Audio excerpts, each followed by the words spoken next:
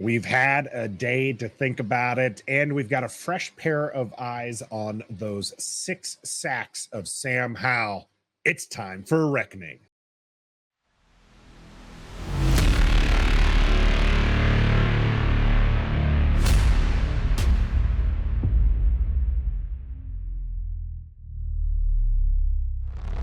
Greetings and salutations. Welcome to Ref the District's Day After Reckoning, where we actually give a deep dive into the game the day before from the Washington Commanders. This is going to be separate from your initial reaction. This is where we're going to give out our go-gos and no-gos, our little film breakdown. Today is going to be called the Sam Session. Love it. A little play on the jam session. Stoner's very proud of himself for that one. And we're going to take a look at that EB game plan as well, because we have some questions, and maybe we have some answers for you as well. Of course, I'm Nathan Perry. That's the Stoner, and we're here on Ref the District on the Believe Network as well. Wherever you're listening to this, audio platforms or here on YouTube, make sure that you're subbed up. Get those auto downloads. Every view, every listen matters. Stoner, It was a doozy yesterday. We've had some time now to kind of think about it, let it watch, settle in. We've rewatched some of the tape or the kind of that condensed play that's available. It's nice to be able to do that and kind of get fresh eyes on it, because we do the play-by-play and the commentary, and we're fans, and we get kind of caught up. So it's nice to kind of go back and watch it at our own pace and kind of be like, okay, let's see what's going on. One of the things that stood out to me was just how good, and they mentioned this a couple times, the players, the coaches mentioned this a couple times in their press conferences and dealing with the press, and that's just how the home vibe was. It was outstanding. You can feel it from the television screen if you weren't able to go to FedEx. It just seemed like a movie, as the kids say. That's the kids say. It was really impressive on all fronts in that stadium. The crowd was there. The celebrities were there. The vibe was just really good. Everything that you heard from everybody was a great vibe. And it was so different than what we're used to. Even for a home opener. Last year, the home opener against Jacksonville had a pretty good vibe, but you still had that dark cloud hanging over with Dan Snyder, of course. But this year, totally different. Celebrities everywhere, legends all over the place, a new game experience. And you could hear it on the TV. And I don't know if they were doing that on purpose or whatever. You could hear the crowd. That crowd was loud, and it was rocking that stadium. It's about time. It's about time we've seen something like that. It absolutely is. And that's what that's what Daron Payne and some of the other defensive players were talking about. Third down actually felt like, it was, a home field advantage type situation for them. We're used to, hearing the go pack go and all these other fan bases kind of take over on third down instead of getting a defense chant going. And we got all that. Now, granted, it is week 1, and we're going up against the lowly Arizona Cardinals. They don't travel that well. And there's a lot of things you can put to that to kind of diminish how awesome it was. But I don't want to even think about that. I just want to think about the good times rolling. And hopefully we'll see a lot of that come week 3 when they host the Buffalo Bills. But we're not here to talk about those Bills, are we? We're here to talk about the Washington Commanders and that game plan that Eric Bieniemy had. He brought it in with him, as we mentioned this before the thing here. I love to see this. I think that shows that he was working on it and he wanted to really kind of fine tune it. But Stoner, I have to admit, I was a little surprised by how that kind of played out. How about yourself? Yeah, it was very, very surprising. If you look at all of the stats, and we broke down some of the stats, if you follow us on Twitter, you'll get some real good stats that we put out. In the first half, he had 30. Man, I already forgot it. I'm looking at it, but I don't think this is right. Is it 32 dropbacks in the first half? Maybe at least. He had 32 dropbacks. he had 25 pass attempts, Mhm. but you have those where he had rollouts or he ran with the ball or there was a penalty when he dropped back that doesn't count in his stats.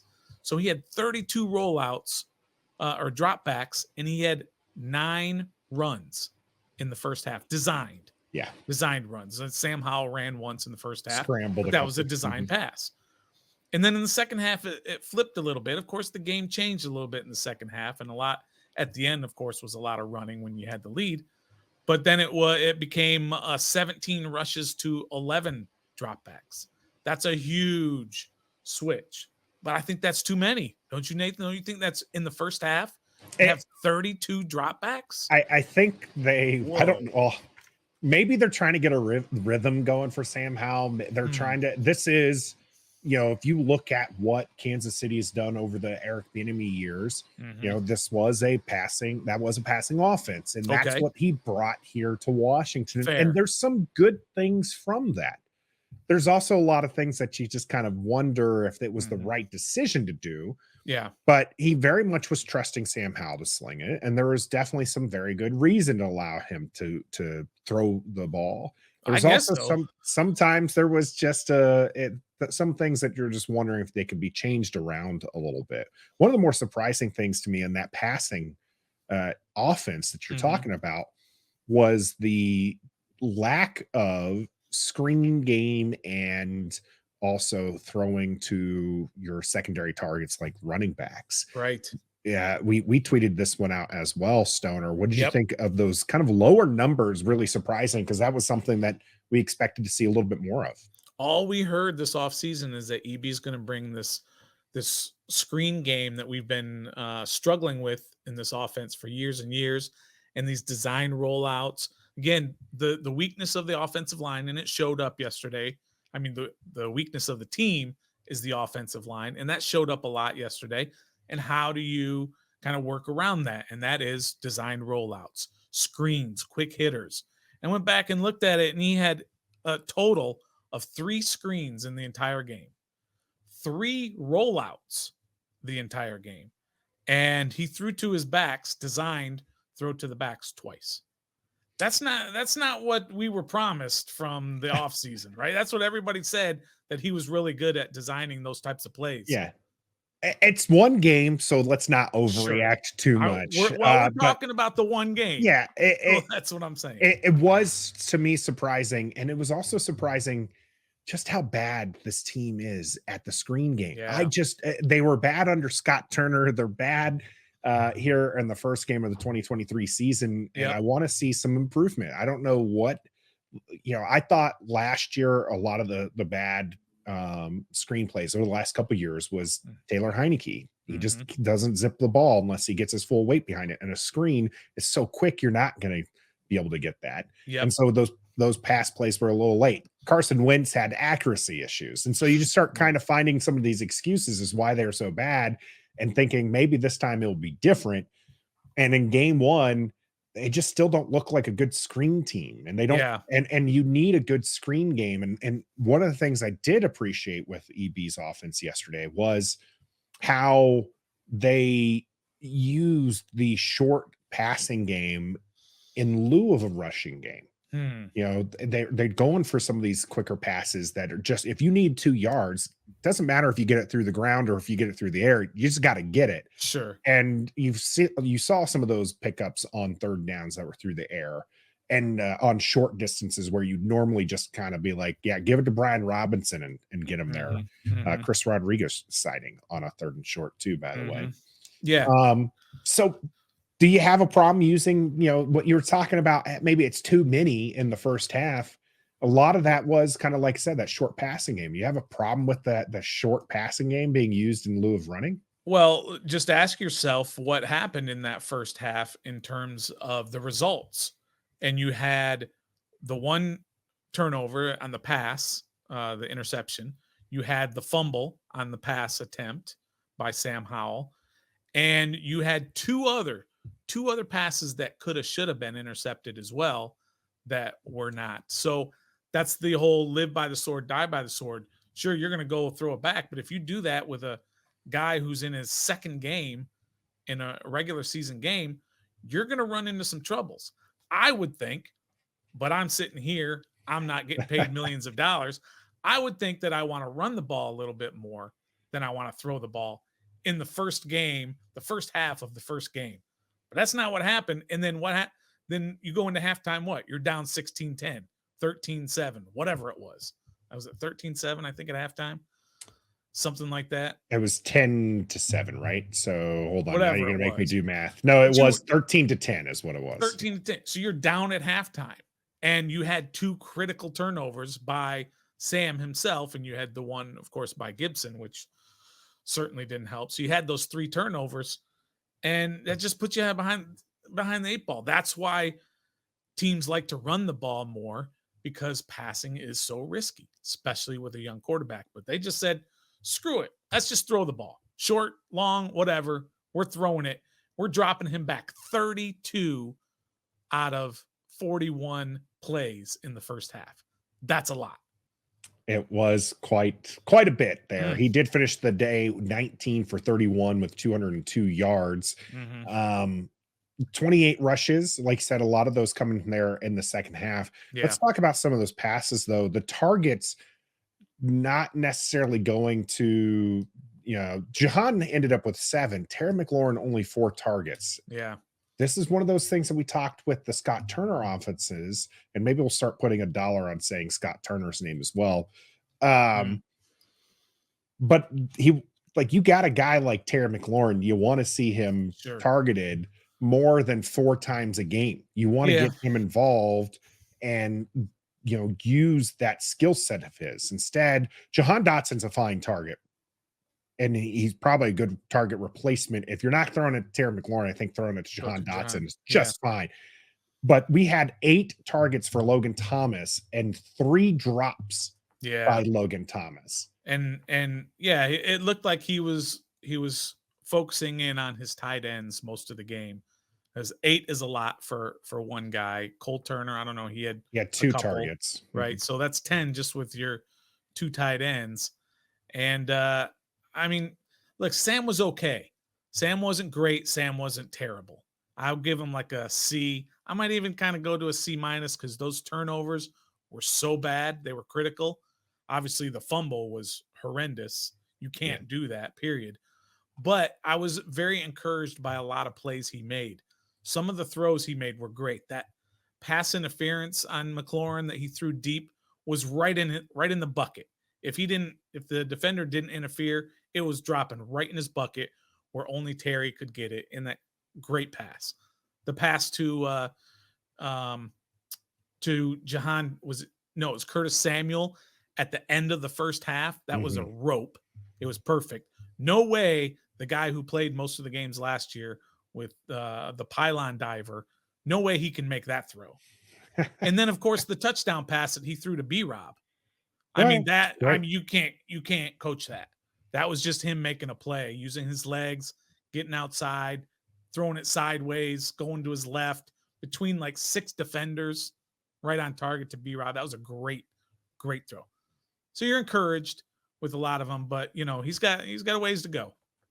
Yeah, one of the things I'll say about Sam before we get to the Sam session, which is strictly breaking down the passes here, and we'll move to the graphic on that one. But Sam, I think, is learning. He's still learning the game. Sure. So I don't want to get too hung up on. You're right. He had a bad game. I'm not even going to sugarcoat it. You gave him a C. I'm probably he gets the victory, which gives him a slight boost there. But if we're being serious here, this was a D+ type game from the young quarterback with the interception, the fumble, the runs, the decision to run. Yeah. I mean, I'm talking about the touchdown run. The touchdown run was really good. It was good. And that was on a 3rd down as well. Sure. I think both of his touchdowns are on 3rd down. So, I mean, he made plays when he had to, but you're right. I'm still a howler. I know. I know, right? I've already lost like half the viewers right now. They're busy typing out Nathan's a hater and all this. Right. It's fine if you believe that. I still believe in him, and I'm the one who's been preaching for months now. You got to have patience, and so I'm not writing him off, because you talked about the throws that he's making. Those are just absolute beautiful throws. Yeah. And he shows you he can do that enough to keep warranting coming back to him. So you're going to have some of these growing pains here. And, well, honestly, if Washington's defense wasn't good, and even Sam Howell mentioned that the defense won this, Oh, right? absolutely. This was not an offensive game at all. They got lucky, but you see some of these flashes. You mentioned the good run on third down, and you mentioned the good pass to Brian Robinson for a touchdown. One of the things I think he's still learning and working on is he does have that natural instinct. If you look back to his last year in North Carolina, to run with the ball. The thing is here at the NFL, he is not athletic enough. He's not Lamar Jackson, Right. right? He's not Michael Vick. He's not he's not even Jalen Hurts. Okay. Right. He is Sam Howell. He needs to be mobile enough to pick up a yard or here or two, especially when it's given. And there's probably going to be a couple designed runs just to get a couple yards, because he does have some of that ability. But I think he's learning as he's run to the outside a couple of times. Arizona being head hunting here for him. He's not athletic enough against NFL corners and linebackers and even some of these defensive linemen to outrun them to the corner. There are defensive ends in this league that can chase him down 100%. So I agree with you there that he has to learn a little bit more to take what they give him, which is these defensive linemen, when they're chasing him, they're not giving him those extra yards. So take what you get, throw it away, or get down earlier. There's a couple times he should have got down earlier. So yeah, I agree with you on that. He did end up taking 6 sacks, and that's actually what we want to take a look at here in the Sam session, our first of the season. We're going to give kind of drive of the game breakdowns, and we're going to give maybe play of the game breakdowns, but we wanted to do our first Sam session here because 6 sacks was a lot, Stoner. Yeah, it was a lot. So let's see. Yeah. The very first one here, though, is not actually a sack. Not credited as a sack. Not credited as a sack. But I just wanted to show it to point out what we were just talking about. There are times where he just needs to throw it away or just get down. And in this play, he didn't, and it cost him a trip to the tent, to the medical tent. And luckily, he was just fine. All right, where's my stupid play button? Oh my goodness. Spacebar always works. Oh my goodness. One of the things with this, like you mentioned, the medical tent, I said that Arizona looked like they're head hunting, and this one you're going to see it in very particular. I expect there to be a big fine coming for some of the Arizona players. Another one was later where he made it outside the pocket, and he's in the act of sliding and has somebody go graze over the top of his head. And the ball ends up coming loose. And then the defensive lineman is on the ground, leg locks and pushes his head down. Just some crazy stuff coming out of Arizona on this one here. And we're going to see the first one in action that did end up with a first down for Washington. So Sam Howell here fakes the handoff. He's looking, and Logan Thomas was covered. That was his, I think, where he was looking to go, but he had 2 players on him. The Undertaker throw, which is great. As the referee, a sideline judge there, gets up here, but he's running the outside. If this is not an out of bounds hit, that's a sack. Right. He's right there at the marker, and he's got to get rid of it in those instances. There's no reason to take that sack or take that hit, whatever. And that's one of those plays that does not count as a sack. It doesn't count as a drop back. It doesn't count as a quarterback hit. It doesn't count as anything because there's a penalty on the play.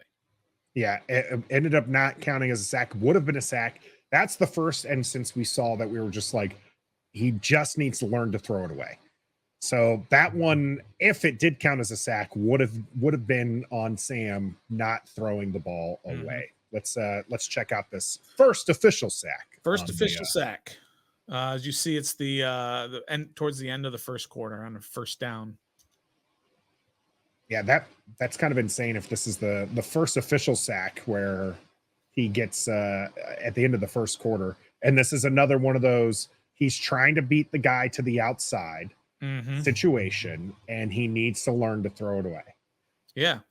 And it's just basically a straight drop back with a little play action. He's looking, and he's got Logan.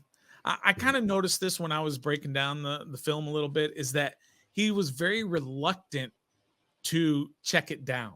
Like he really wanted those longer plays. The big play. Yeah. And when he had the check downs, he wasn't going to. Eventually he did on a lot of them, but it just looked like he didn't want to. It was just like, oh, well, okay, I'll throw it to the short guy, to the check down or whatever. I don't think the left is available. I mean, you see a lot of grass out there. No, Logan Thomas is open at this point. Yeah. What I'm saying is, if you look, Sam's going to run to his right on this. Yeah, this way. Sam has a lot of room to the left here, where if he could have been running with Logan Thomas and potentially picked up yardage that way, depending on how those blocks go. Sure. Instead, he runs out to the right here and unable to beat the defensive lineman around the corner. Yeah, that's a case right there. Is look at that defensive lineman, NFL defense. He didn't have that in college. He didn't have that defensive lineman or tackle, whoever that was, able to chase him down like that and force him out. Because if he gets past this guy, then he can cut up field and get even more yards. But this is the NFL, son.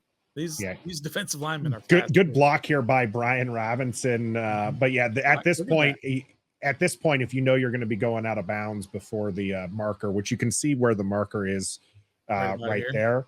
Yeah, so he's got to uncork it right here, just off the sidelines. But I think he was thinking maybe he can get by the corner, but even then, look at the situation here. He's not going to be making it any further than maybe a yard or two. So, yeah, because you got these guys coming. They're going to close that gap. All right, so that was sack number one. Who do you put that on? I'm gonna put that on Sam again, because I felt like the offensive line held enough, and because he ends up squirting out to the right and then he runs himself out of bounds. Yeah. That to me is on him. If he throws that ball away, then it's fine, right? There's no loss and you just play again, and then there you go. But because he runs out of bounds, that's a play I think he needs to, look at it and be like, okay, if it's not there, run out of the pocket, throw it away. Throw it away. Simple. I mean, all he has to do is basically go like this out of bounds. He's that close. Just go ahead and toss it. But I think, sometimes these guys, these quarterbacks, they don't want that on their stat sheet either. They don't want that incompletion on their stat sheet. I believe tosses like that actually might not count, but that's an incomplete pass. Yeah, so that's an incomplete pass. We'll double check on that one. Okay. The Sam Howell already 1 sack here. Now we're in the second quarter here. Again, 6 sacks, and most of them were in the first half here. So I just want to talk about how they're going to pile on quickly for the young QB here. Here's the second one that we have. So the fake handoff, quick, looked like he wanted to go for the screen. And honestly, I'm not sure, was it that well covered that he just wanted to throw it here? It looks like. So this is one of the screens that I had marked down. This was a planned screen to McLaurin up here, or Samuel. I'm not sure who that is. That was Terry McLaurin. Yeah, you got McLaurin. You're right. I don't know why he didn't throw that. He's got one blocker, and you've got a fantastic yards after catch, yards after contact guy in Terry McLaurin. So I don't know what he saw out there that scared him so much. He ended up just tucking it and going straight ahead, and even though he basically got 0 yards, that's 0 yards is a sack. Yep, counted as a sack in the stat book there. Yeah, why didn't I'm looking at it like, so when this is one of those reasons why you go back and rewatch it, because when we watched it live, we said, oh, it was blown up. The screen was blown up, and so we're like, hey, that was a good decision just to tuck and run it there and not have a negative play, getting essentially, like you said, about 0 yards there. Looking back on it, though, I'm like, that was a perfect time to just uncork it. If Yeah, Jahan misses his block, then Terry goes nowhere, and the result is the same. yeah. But Jahan was in front of his guy there, so I'm not sure why. Go back. I moved the screen down so you can even see a little bit more up there. Mhm.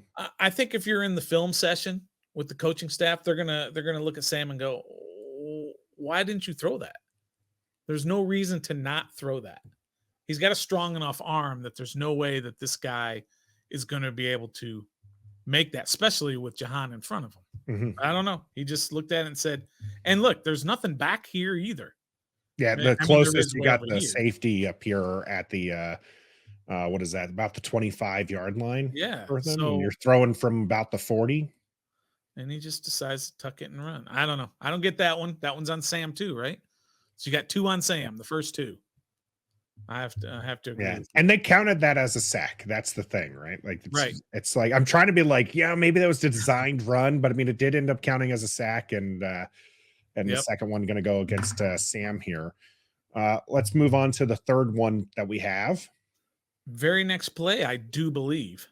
So 3rd and 10. No, so it was 2 plays afterwards, and Okay, this two is plays. yeah. So let's roll this one back here and kind of All right. count the time here, as we don't want to watch Arizona celebrate any more than what we already had to. So the snap of the ball comes here at 5:06, 5 minutes and 6 seconds, and the sack happens at 5 minutes and 3 seconds. That's at least 3 seconds because, that clock takes us, it could be 6.8 seconds or Mhm. 6 point, it could be almost 5:07. So, yeah, I mean, that's a full 3 seconds that he had there for sure. And we're gonna see it from another angle, but what you have here is Logan Thomas one-on-one with a defensive end. Mhm. We talked about it ad nauseum last year. You can't do that with your tight ends. I don't care if this guy came in, Gardek, I think Our is his deck, name. yeah. He came in with like 7 career sacks or 6 career sacks, He and he had was himself a abusing game. the offensive line. Yeah, Oh, he had I want to himself a call game. Logan offensive lineman on this play. But yeah, he just went right around Logan and boom, and met at the quarterback. And sorry, you're gonna have to watch a little celebrating again by this Gardek dude, who you're gonna have to check him for PEDs because I don't know how a guy who comes out of nowhere and just starts dominating. But yeah, so they show the replay from this angle, and you see Logan right here. He's got Gardek, and then you've got the 4 linemen here, and you've got another one here. So yeah, Logan's got to take him. So he did, and Gardek just kind of went right around him, just moved him out of the way, and boom, met Sam. He kind of body slammed him. I think we said live while we were Yeah, watching that. He Sadiq got like, Charles being there helped by make that a little bit less of a blow, as he's mhm, catching him off the body slam back there. yeah, right here. This one's an interesting, because one of the things that has been brought up with Sam, and one of the things that's kind of a little bit of a question mark for him right now, is how quickly is he going to get rid of the ball? He has a Sure. little bit slower of a release there. 3 seconds is honestly about as much time as you can expect to have in a clean pocket. Yeah, yeah. However, I would put that on EB, or I got to put that on EB. I don't want my tight ends, unless your name is John Bates, I don't want them one-on-one against a Sure. defensive end, even a guy you've never heard of until yesterday, which we had never heard of Gardek until yesterday. Yeah, it wasn't even mentioned with our Believe in Cardinals Yeah, team. So I'm not going to put this one on Sam, though. I do think that the 3 seconds is more than enough. As mhm, far as that is going to be a recognition thing, right? You sure. have to see that you got 5 people lined up over your offensive line, and Mhm, that's going to leave Logan Thomas one-on-one versus one of those pass rushers. mhm, And so if you're not allowed to audible, whether or not you're going to audible, or if you just need to recognize, like, hey, I need to get rid of this ball as quickly as possible. mhm. So I might go to, when they're lining up here, I might go to Logan and say, "Hey, hey, Logan, um, Just bump him and then I'll dump I was him. about to say free rush. Let him free rush. I'll just lob it over to you. Yeah. But of course that didn't happen. All right. So that was number 3, right? That was number 3. We got 2 against Sam, and both of us were reluctant to put this one against him. So we just put it go offensive line because off. Yeah, Logan is offensive line on that. yeah. It would have been the blocking. So we'll have one on the blocking. All right. All right. So this is sack number 4, still in the second quarter, while this team has only got 7 points so far. Washington not doing well on this drive, and it about to get worse. Yeah. This was the killer. This had people calling for Jacoby Brissett, that play. I mean, literally people were, it's insane, but people were calling for Jacoby after that particular play, thinking, okay, Sam's not quite ready yet. Here's another look at it. Again, it's our guy Gardeck over here, just wreaking havoc. And what has he got again? Now he's got Wiley on this one, and he just does that spin move. I mean, seriously, Chase Young should watch this video of Gardeck and try to adapt some of the stuff. Look at that spin move. Just had Wiley falling all over himself. Yeah. And then he's right there. He forces Sam. Sam's got to tuck that ball, man. He's going for the tuck, and that's how it ended up getting knocked out. Yeah. So rather than just pull the ball in with one arm, he was trying to go to his left arm here. You'll see him reach up there, he's trying to get both arms around it. Yeah. Too late. But it was too late by that point. Yeah. So that's 4 in the first half. 4 in the first half. That one I am going to put on Wiley. I know that Sam fumbles it, and and he's got to hold on to the ball. But we're just talking about the sack. The sack. We're not talking about the play. Yeah, Wiley getting beat by Gardeck there is a problem. Wiley's got to do a better job blocking. He's going to face a lot better pass rushers than Gardeck later this season, and wait till Micah Parsons is lined up across from him. Can we not? Because the Cowboys are going to do that. They're going to put Micah Parsons out on the edge against, they'll move him all over, but they're going to look at this film and go, oh, Micah's going to feast on that. So they've got to figure that out, whether it means double teams or whatever. Yeah. All right, so that's 4. Now we're in the second half. Oops, I gotta hit so the most brutal ones have already finished, right? Like, I mean, you have 4 in the first half. A lot of them, 3 of those were in the second quarter. And here's another instance where let's bring this one back. I want to see the time on the clock again, because this one felt like he was holding on to the ball here. So 7:23 on the clock. 7:22, ball is snapped. And he goes down 7:19. So again, 3 seconds. 3 seconds there. Yep. And on this play, Mark Schlereth, Stink, former Redskin great as well, broke it down pretty well on this next play. As you see the 3 offensive linemen on the left side, they only have 2 guys over here. And so either Sam or Nick Gates called it. Said, let's slide our protection to the left. And you've got 2 guys over here, possibly on the right. So he said, let's slide it to the left. And so they did. They slid to the left. And Charles does a nice job of engaging this guy first, knowing that Gates should be coming over to the left. So he kind of lets him go to go help over here. And Gates, who is blocking nobody, too late. Yep. Yeah. So again, another time where Sam might have held on to the ball, but the offensive line just not doing its job blocking here. 1, 2, 3, 4 guys rushing. 1, 2, 3, 4, 5 guys blocking. And this guy basically gets a free run because Gates isn't blocking anybody. Look, Cosmic's got his guy locked up. Wiley, shocker, has got his guy locked up. And Leno's got his guy locked up. Charles, assuming, is doing the right thing and sliding out on the edge over there, thinking Gates is going to come over and help there. And Gates doesn't block anybody, and there's your free range. Yeah. So that's a communication thing. It's something on the line. That's 100% on the line. Yeah. If right?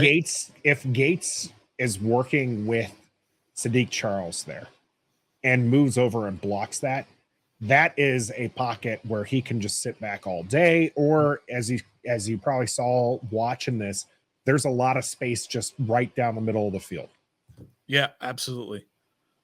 Yep. Look at that. I mean, it's a really nice pocket until it's not. Again, I mean, if nobody's open, which obviously his first read was not open, and maybe his second read was not either, he's got all of this area to get to if he needs to. Yeah. So this is where we're going to go back to talking about EB and the game plan, because, and this was the first live action he really got to see, and especially in a full game. I expect to see some correction against the Denver Broncos where he's going to have Sam getting rid of that ball at 2 seconds. Yeah. And not even wait to 3 seconds. And because there were a lot of good clean pockets back there for Sam Howell. So which is weird to say in a game that he collected 6 sacks, but there were a lot of clean pockets for him to be able to throw, and sometimes where he was able to hold on to it for 3 seconds. But you got to work on those ones that he's not able to. Yep. So this is actually the same drive. The next play, they actually got a first down. I believe it was Logan. That might have been the offensive interference on John Bates. I can't remember exactly. Which was a bad call. But so this is now 3rd and 25. And this one, he just goes back and gets steamrolled. Yeah, this one was absolutely the blocking, as Brian Robinson clips Sadiq Charles, and you don't even have time. We could measure the time on this one, but I mean there was just no time. The middle of the pocket just gets completely demolished because Sadiq Charles gets his back foot stepped on by Brian Robinson. Yep, watch right here. Watch Sadiq's lower right leg and Robinson's left leg. Boop, clips him right there. And so he's got a nice block going here. But as soon as he clips him, he loses all that leverage and goes down and gets sacked. Now, the outside guy may have gotten a sack as well because Leno was getting beat and decided to kind of let him go, because you can't throw guys down. That's called holding. Even if you don't hold them, if you just kind of push them down as they're going down, that's a holding call. So he kind of let him. Maybe he gets hit by that guy. That's offensive line. Yeah. Offensive line. So that's all 6 sacks, Nathan. And only 2 of those we're willing to put on our young QB. I think so. I think so. I think 2 of them are on him. You can argue, like you said, about the time that he had, and he should get rid of it. But I mean, there was just a couple of guys who were jumping in there and making plays, and I would put those on the offensive line. I would.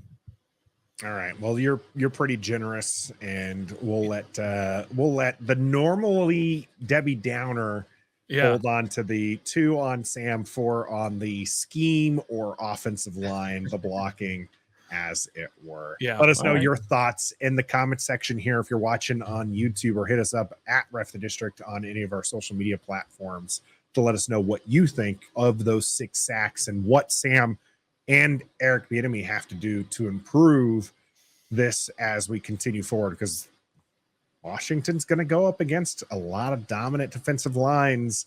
Arizona not necessarily known for that. We'll see where they stand at the end of the season. But Washington cannot afford to have Sam sacked 6 times a game. Correct. In fact, I'm doing the math real quick here. 102. Yeah. 102 times. What's the record? Probably owned by Carr, right?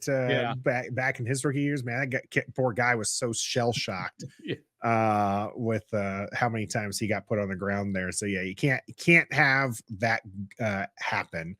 Let's move on to our go-gos and no-gos. This is our version of kind of a game ball and studs and duds, as you hear. little DC flavor with the go-go. Yep. Let's start off with the no-go because I always like to end positive, right? Okay. So let's go ahead and start off with our no-goes. And Stoner, No try cheating. your best to not Okay. cheat on me, okay? All right. I'm not going to cheat. I'm not going to cheat. Okay. So I won't say Antonio Gibson. All right. I'm not cheating. All right. So I'm going to go with Logan Thomas. He redeemed himself a little bit in the second half and later on, but those drops early on for a young quarterback, he needs those.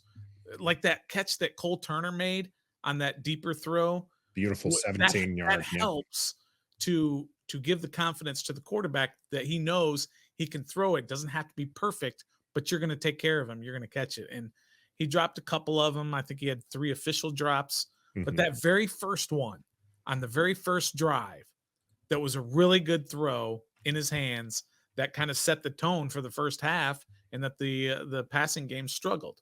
So I'm going to go with Logan Thomas as my no-go.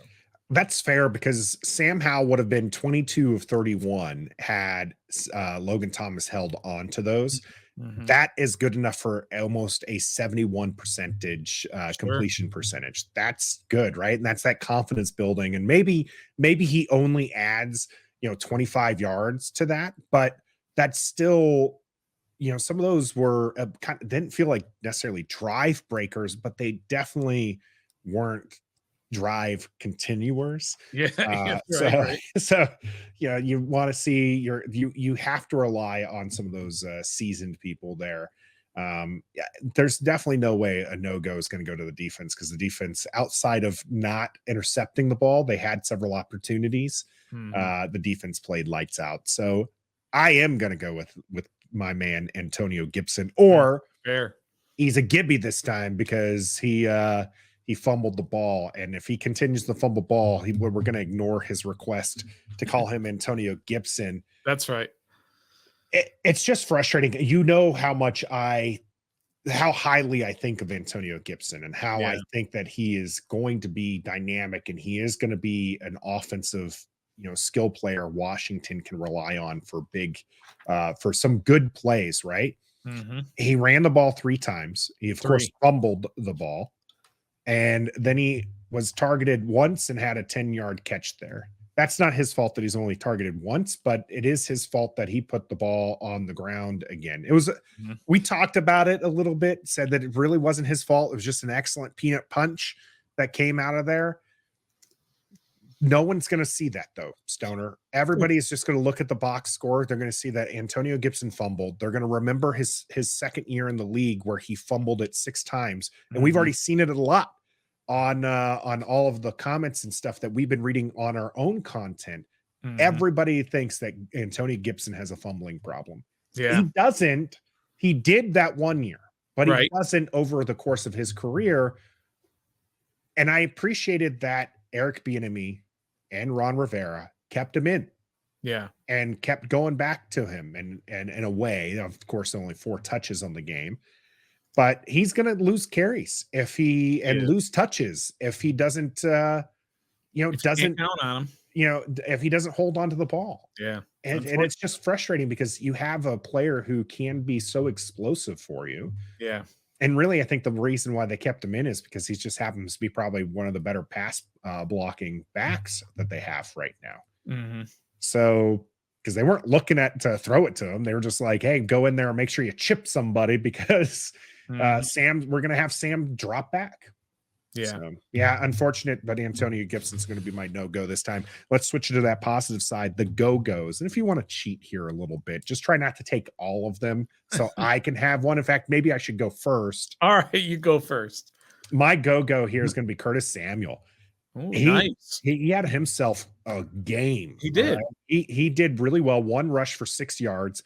He was targeted 5 times, caught all 5 passes for 54 yards. This is your wide receiver 3. Right. And he was just all over the place, and he was really doing the things that we've been wanting him to do since he came here to Washington. He was reliable. He was productive. I'm sorry, but Curtis Samuel's my go-go. I know there's a lot of good choices that Stoner's about to rattle off to not pick, but Curtis Samuel's absolutely my go-go for this. And coming from the offensive side, no less. in a game where they only managed to squeak in 20 points against probably one of the worst teams in the NFL this year. Yeah, I think that's a good choice. I like that choice. He was basically the offense for Washington. So yeah, very good choice. But this was a team that defensively was fantastic. They were maybe the best we've seen in quite some time. I've seen some people say that the first half they weren't that great, and in the second half they turned it up. They were actually just as good. They weren't as good in the first half, but they were great in the first half. They were awesome in the second half.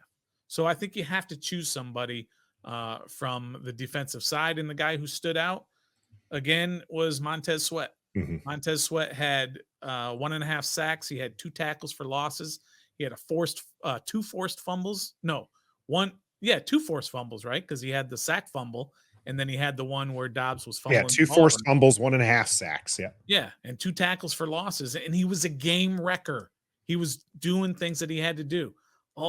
The entire defensive line was great, as they usually are. But Montez Sweat stood out, so I'm going to give him my go-go. He was fantastic.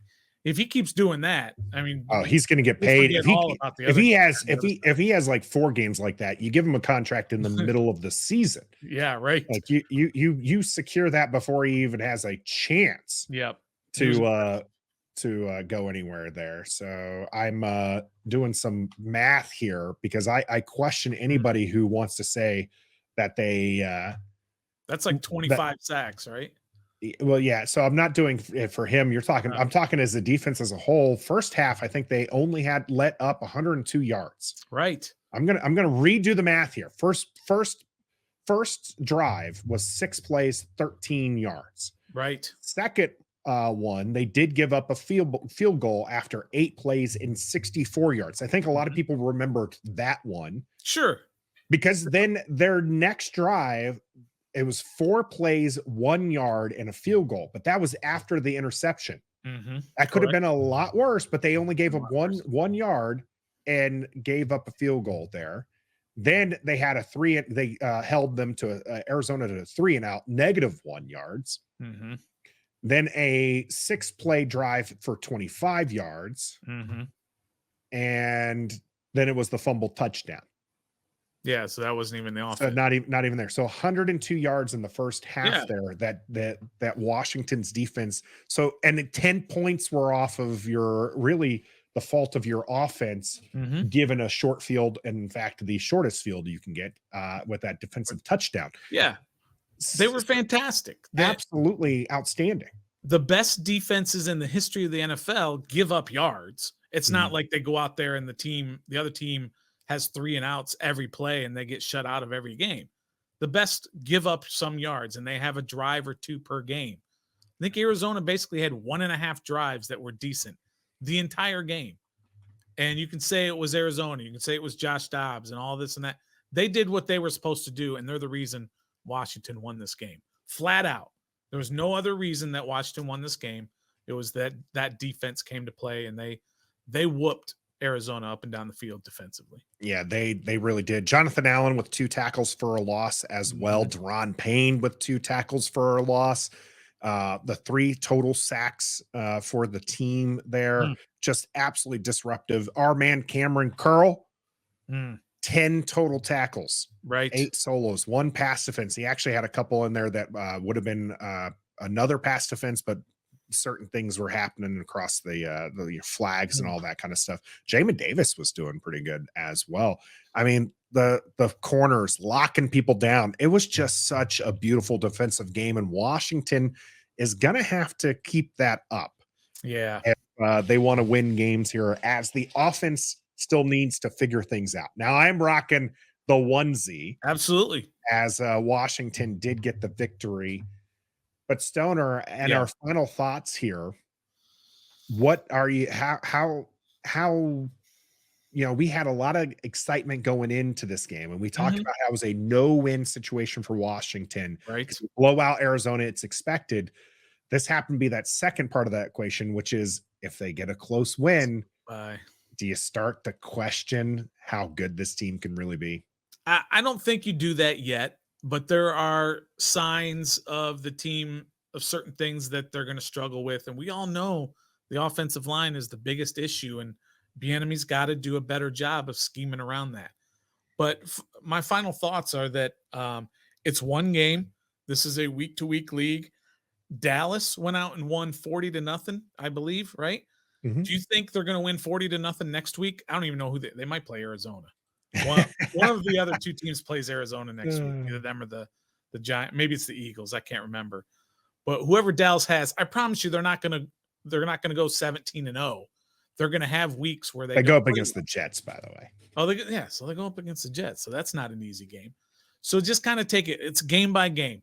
Learn from your mistakes. Hopefully Sam gets better. Hopefully the defense stays the same, and they go out next week to Denver, who didn't look very impressive offensively either. And hopefully they go out there and whoop up on the Broncos and get to 2-0 before it really gets tough with that Bills and Eagles those next 2 weeks after. Yeah, tough sledding really these next 3 games. And then you got the Bears and then the Atlanta Falcons, who had themselves a pretty good game here in week 1. Yep. Don't overreact. Sam Howell's going to be just fine. I think he's going to have himself, even if I rated him fairly lowly on at the beginning of this, Sam Howell's going to be just fine. He needs to get in rhythm. Eric Bieniemy is going to find a rhythm for this offense that's going to work. And this defense has come to play. This is one of those things we talked about, Stoner, was they tend to start off slow in a Jack Del Rio defense. They're not starting off slow right now. If they can play like they were playing at the end of last year and keep holding teams to, the points in the teens, Sam Howell and the Eric Bieniemy are going to have just enough leeway to keep Washington in these close games. So we'll see how it goes. But this has been our day after reckoning here against the Cardinals. Still some good times coming. A dub is a dub, as we like to say, and we are still 17-0 until we find out otherwise. I'm Nathan Perry. That's the Stoner. You can find this on any of your audio platforms or here on YouTube, wherever you're at. Make sure that you're subbed up, as we're a part of the Believe Network, and we believe in ourselves and you and our Washington Commanders. Until next time, let's ride out to Denver and smoke Russell Wilson. Be a fan. Here we go.